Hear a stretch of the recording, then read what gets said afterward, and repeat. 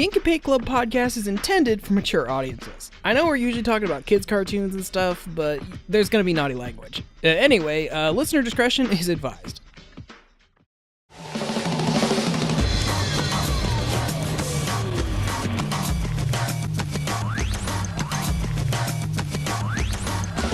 You're listening to the Ink and Paint Club podcast, your weekly home for animation reviews and discussions. Hello, everybody. Welcome to the Ink and Paint Club podcast for this week. I'm your host, JD, doing my best NPR host impression.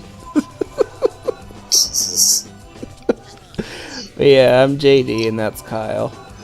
Should I do a YouTube impression? Be like, what's up, bitches? It's your homeboy, Kyle420. Like, comment, and subscribe. Sure. We'll just do the whole episode like that. But yeah, this is the Ink and Paint Club podcast, and we're going to talk about cartoons and stuff, and it's October. I don't know if you noticed, everybody, with the weather changing and leaves and pumpkins and whatnot. At least for you guys. It's true. No, we haven't gotten fall. It was like 80 degrees one day, and the next day it was like 50. Jesus. Like, it went nosediving into winter in Ohio. For us, it was like 80 degrees one day, and then it was like 90 the next. Yeah. Because you live in the desert. You don't have grass. That's true. It's perpetually brown. But yeah, it is October, so it's the time for spookiness. And we're going to be talking about the animated Constantine movie that came out last week, I think. Spoiler alerts. I guess. Oh yeah, spoilers, I suppose. So, this is, another DC animated movie. DC puts out a few of these every year. What I thought was kind of interesting about this one was that this movie was released originally as like a mini-series on the CW's app or whatever. Is that right?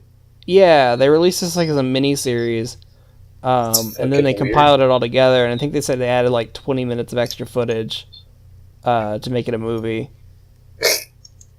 Well, thank God. Yeah, I guess so. The biggest surprise of this is Batman doesn't show up. And then, yeah, that's nice. That this is kind of contained to Constantine's own little world of things. Like, you don't really get a whole lot of other DC characters popping in and out. I liked it because it's not normal superhero cape bullshit kind of stuff. Yeah. There's mostly just magic characters, demons, whatever. A nice change of pace. Yeah. So this is. There's been some kind of confusion about where this movie is in continuity, because I read that this is in the same continuity as Flashpoint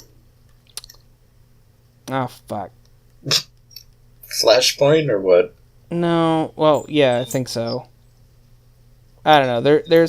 There is a continuity in the DC animated movies, and I think it says it's in continuity with that, but it's weird because it's also kind of in continuity with the like the Arrow and Flash and Supergirl like TV series, because the same actor who plays Constantine in the live action shows is voicing his character here, which I just want to say for the record that there was a Constantine live-action show with that guy that like ran for one season on NBC, and I really liked that show. I think his name's Matt Ryan. I thought he did a really good job being Constantine, and I'm glad that the CW shows kind of adopted him and lets him pop in every now and then. Wasn't there also a movie with like... the Keanu Reeves movie from like the mid-2000s. I couldn't think of his name for a sec. Yeah, I haven't watched that movie in a long time, so I'm not sure. how it holds up. But yeah, so this new Constant movie, City of Demons, kind of has a similar story to, if you're familiar with Constantine's thing, where it keeps flashing back to this event where Constantine accidentally gets a young girl sent to hell. And that pops up a lot in this. Accidentally. Like, okay, so Kyle, I don't know if you also notice this, but I feel like you could take a shot every time they show that footage of the girl being thrown into the hell portal. Yeah. They just keep looping that over and over again. Jesus. It kind of became funny after like the fourth or fifth time. I thought it was just a running joke. Just reminded me of those French animes. They would do that too. It's the same bullshit over and over again. But yeah, so in this movie, Constantine, who's this big magic man and knows all this dark magic bullshit, his friend's daughter has her soul taken out, and he needs to travel to America, to Los Angeles, which is the city of demons, I guess, now. That made me laugh, because they write down a address on the wall or something. Mm-hmm. I'm looking at it and it says LA, and I'm like, Louisiana? Yeah. Like, wouldn't it be funny if they just traveled to LA and it really was Louisiana? I mean, Louisiana has all that voodoo shit, so... That's what I mean. That's what I thought it would be, but no, it's really LA. Yeah, because, you know. And then there's, like, the spirit of Los Angeles, I guess, is a lady. Like, the physical embodiment of Los Angeles. I don't understand. I didn't get that either. I didn't understand how that character worked, because it was showing that she was possessing people, but then she could just morph into people anyways, and it didn't make much sense to me. Yeah, that part kind of confused me a little bit. But basically, Constantine finds that the demon that he summoned and had accidentally got that girl sent to hell, took his friend's daughter's soul, because he wants Constantine to take out these other demons that are taking up residence in LA, because he wants to basically a business of stealing souls. I mean, it wasn't really stealing souls in the sense that he just wanted to make deals with people and then take their souls. Yeah, because it's like, it's LA and everyone will sell their soul to be famous and whatnot. Yep. Is that kind of how that works out there? Yeah, we have that portable little hell that they had in there. The little help corner store that will make you famous. Yeah, I mean, that's how most people get famous out here. Alright. I haven't resorted to that yet, but... Not yet. Who knows what the future may hold. Maybe. So yeah, I feel like this is kind of like, just kind of one of DC's more average animated films. It wasn't like overly amazing, but it was still kind of interesting. Like you said, it's kind of a nice change of pace. I just give it bonus points for not being a fucking Batman movie. Yeah, there you go. Because even what was it, Justice League Dark, or whatever the one with Zatanna and him, they just had to shoehorn Batman in it for no fucking reason. Yeah, and they had to put Batman, like, front and center on the cover of the DVD. Yeah. Yeah, so I agree. Definitely give this a little extra credit for kind of distancing itself away from the rest of the DC universe for once. Good. I'm exhausted of those damn characters. I think one of the biggest strong suits of this is kind of all the creature design, all the different kinds of demons that they come up with. Did you feel that monster at the beginning was a suit? Or did you feel that was really a character? I was kind of taken surprised by that the demon that he's working for is actually been wearing a flesh suit to hide in. So I thought that was kind of a funny twist. I had a feeling, even though it sounds stupid, because his body had stitches on it, even though that could be a demon thing, whatever. It just felt something was weird, because they kept showing that fucking flashback. Yeah. So yeah, you kind of get like Constantine's origin story a little bit in this, where it shows like that whole big, because they keep mentioning the whole event with the girl and being sent to hell, and then about halfway through the movie they just show it to you. Yeah. But Kyle, I don't know how familiar you are with Constantine. What did you think of this movie, like, as a whole? I'm like 0% familiar with him, but I thought it was alright. I know what he looks like. I've seen the other shit with him in it. Mm-hmm. I haven't really read his comics or seen the movie or anything like that, but I mean, it was cool. It was alright. I just didn't like the whole story. I think I told you about that already. Yeah. What is your problem with the story? Well, in the story, his bestie's girl gets her soul stolen. Mm-hmm. And in the end, he has to save the girl with the power of love. Well, yeah. That's how the world works. It really happened. He saved him with the power of love, but it was actually a curse of love. Curse of love.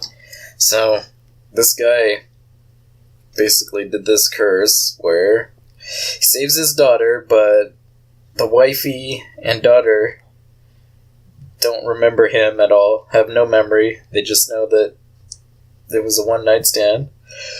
And then he loses all memory of Constantine, too, and there you go. Oh. And I was like, wow, that's kind of fucked up. I'd rather have a dead daughter than not have any memory of anything happening. Yeah, that is kind of a weird ending.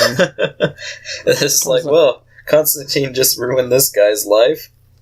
That's fantastic. Yeah, I can't say I'm too big of a fan of the ending. I mean, I get it. Demons, bullshit. I'm not expecting a fairy tale ending, but this is still pretty fucked up. Yeah, a little bit.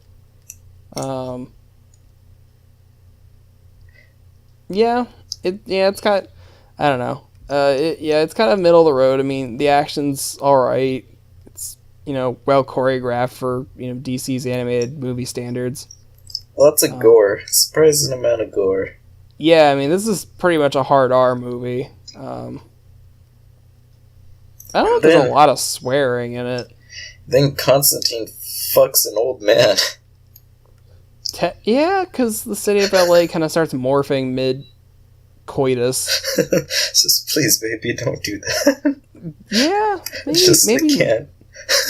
Yeah, maybe not turn into an old man while you're having sex. This is an old fat guy with the mustache. Conquistador man. But he has a vagina still. I mean, yeah, but this is just so fucking funny to me. That was like a really weird scene. And even she goes like, oh, well, I'll try to morph into something next time for you. Something weird like that. Yeah. I don't think there's much to say. It was an alright movie. Yeah. Go check it out. Yeah, that's pretty much it. I mean, yeah, it's an alright DC movie. It's got plenty of monsters. It's not really like scary or anything, but there's a lot of gore in it. Blood, magic shit going on. And I'm just glad that DC is kind of giving Constantine more spotlight these days, and I'm glad that they're letting this actor do more things with him, because when his NBC show got canceled kind of abruptly after one season, I felt like he kind of got the shaft, because I really liked that show that they had made, and they were building a really interesting world, but then they just kind of like, nope, we're not making any more of this. I was trying to look up, there's an old Wolverine versus Hulk movie or something, and I swear the Deadpool was voiced by Ryan Reynolds. I swear. Okay. I don't know. Oh, no, Just that as he far was as- voiced by Nolan North. Oh, alright. I was just saying as far as, like, people voicing other people going into other stuff. Yeah. Well, I mean, I think they got Nolan North to voice Deadpool in the video game,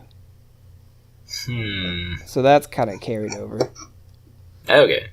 But yeah, yeah, it's nice that they're letting this guy do more Constantine stuff. Whereas whether it's in these animated movies, because I think he was also Constantine in that Justice League Dark movie, and then they let him do guest appearances on the DC live action shows, which actually I think I'm kind of behind on the live action shows right now, but I think on Legends of Tomorrow he's actually has like a reoccurring role this past season. So that's cool. But yeah, sorry guys, it's kind of a short one this week. Not too much to go on about this one. It's cool. If you're looking for some superhero-y magic stuff for Halloween, this not a terrible way to spend an hour and a half. I agree. My sentiments exactly. There you go. Alright. So, I think that does it for this week, unless there's anything else you want to say, Mr. Kyle. I never have anything to say. Yeah, I don't know why I bother asking that question. I always get the same answer. Okay, sure. So thanks everybody for listening, and come back next week where we'll be talking about some Castlevania. Yeah. That'll be a good time. Spooky, scary vampire people. Good night, everybody. Good night. Thank you for listening to this episode of the Ink and Paint Club podcast. Be sure to subscribe to the channel so you can catch a new episode every week. Also be sure to follow us on our Facebook and Twitter so you can keep up with the show.